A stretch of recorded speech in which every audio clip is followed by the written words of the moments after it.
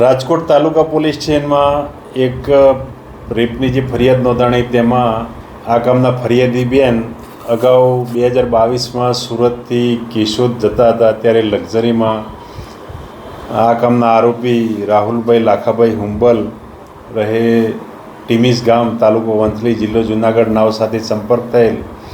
ત્યારબાદ અવારનવાર તેઓને આ ફરિયાદી બેનને સુરત જવાનું હોય યા કેશોદ આવવાનું હોય તો આ ગામના આરોપીનો સંપર્ક થતાં તેઓને લક્ઝરીમાં મુલાકાત થયેલ. ત્યારબાદ તેમનો પરિચય થયેલ અને ત્યારબાદ પ્રેમમાં પરિણમેલ અને ત્યાર પછી અવારનવાર આ ગામના આરોપીએ ફરિયાદી બેન સાથે મરજી વિરુદ્ધ શારીરિક સંબંધ બાંધેલ.